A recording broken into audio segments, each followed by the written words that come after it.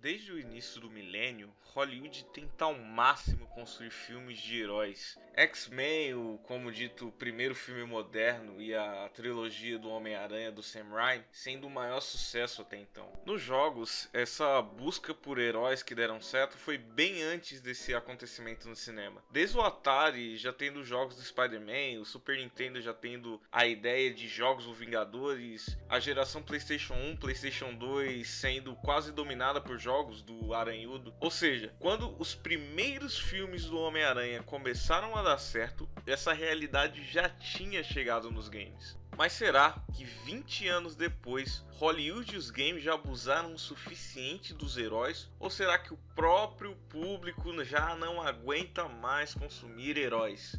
Há 15 anos, os filmes ainda não seguiam a famosa fórmula Marvel, o que dava mais liberdade criativa aos roteiristas e diretores. O primeiro filme moderno da Marvel mesmo, o Homem de Ferro, apesar de já ter piadas na produção, mas não era algo tão simples.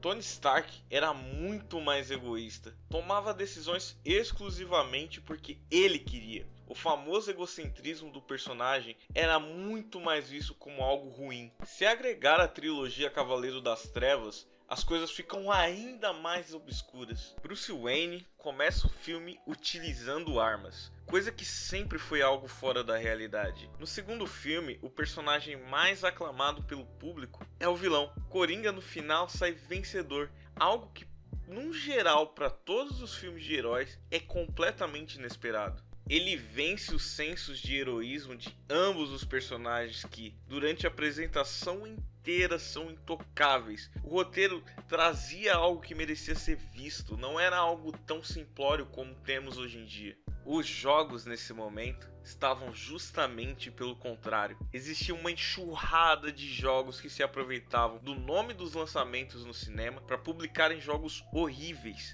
Questões técnicas eram completamente ignoradas e apenas o fator ter o nome do herói na capa já era o suficiente, com produções de baixíssimo orçamento. Porém, com o passar do tempo, os jogos começaram a sofrer maior filtragem. Foi com Batman Arkham Asylum que os primeiros passos de uma individualidade visual para os games de herói foi dado. O jogo não se apoiava no fato que estava próximo do lançamento do último filme do Batman, mas fazia uma história nova que até então havia sido contada apenas no material base, os quadrinhos. O primeiro game não foi o melhor jogo de herói, mas foi bem recebido o suficiente para garantir uma continuação. E agora sim, sendo o melhor jogo de herói.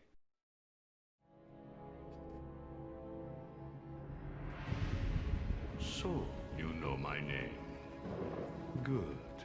Because I know everything about you. Your darkest secret. Your ultimate weakness. I know you are Bruce Wayne.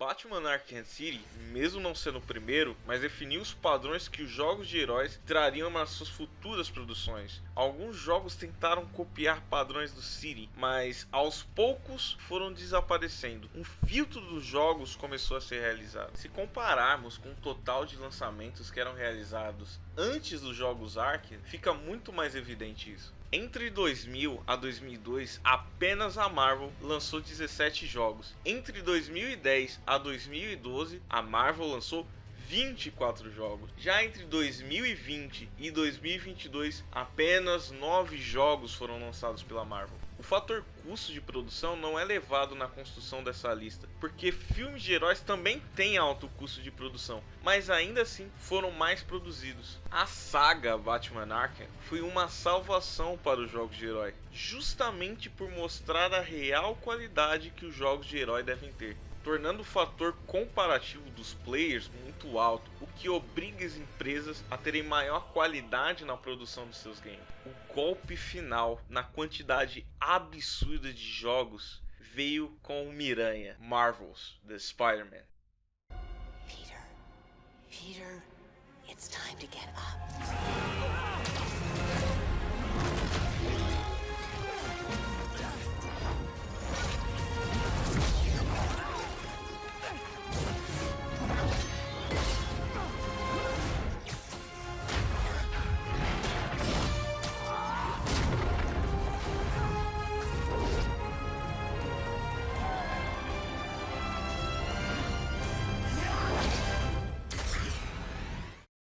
jogo coloca um ponto final em que jogos de heróis devem ter um baixo orçamento. Se existe a necessidade de produção por existir um público consumidor muito alto, deve ser feito com uma menor quantidade de produções anuais, mas essas produções tendo muito mais custos de produção e divulgação. A PlayStation coloca a Marvel Spider-Man como principais jogos de seu catálogo, não apenas mais como sendo só mais um jogo de herói lançado, mas como sendo parte crucial de você comprar um videogame. Em Hollywood, já demonstrava um cansaço nas produções de heróis desde antes da Guerra Infinita de Ultimato. Com o filme Homem-Formiga e a Vespa, por mais importante que fossem para o macro-universo Marvel, já não cativaram o público. Com o fim da primeira leva de filmes de heróis da Marvel, poucos filmes conseguiram realmente engatar. A DC, por outro lado, de semana em semana tinha que recomeçar seus filmes planejados, seja por troca de produção, por troca de diretor ou até mesmo por troca de ator. E isso tudo acabou levando um grande desinteresse do próprio público para os filmes de herói. O padrão narrativo Marvel já começa a ser visto em outros filmes, o que cansa ainda mais o público de ter que ir ao cinema para ver um filme que eles já viram em algum outro momento, sendo com heróis ou não. A falta de adesão do público com as publicações mostra real cansaço de Hollywood com os heróis. Mas será que o cinema está passando por um filtro de heróis assim como os games passaram?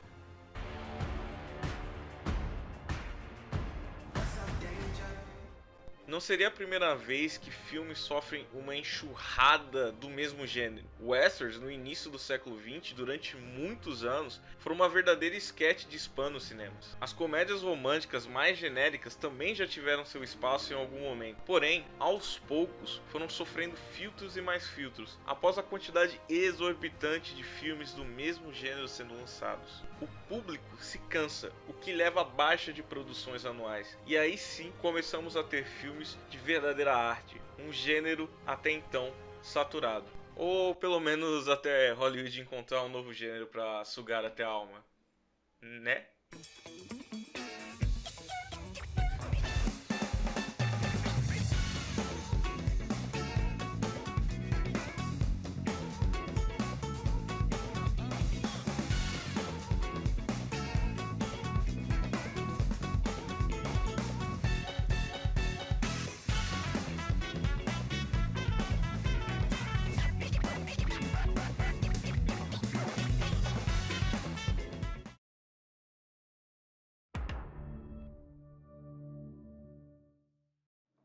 E você, já salvou alguém hoje?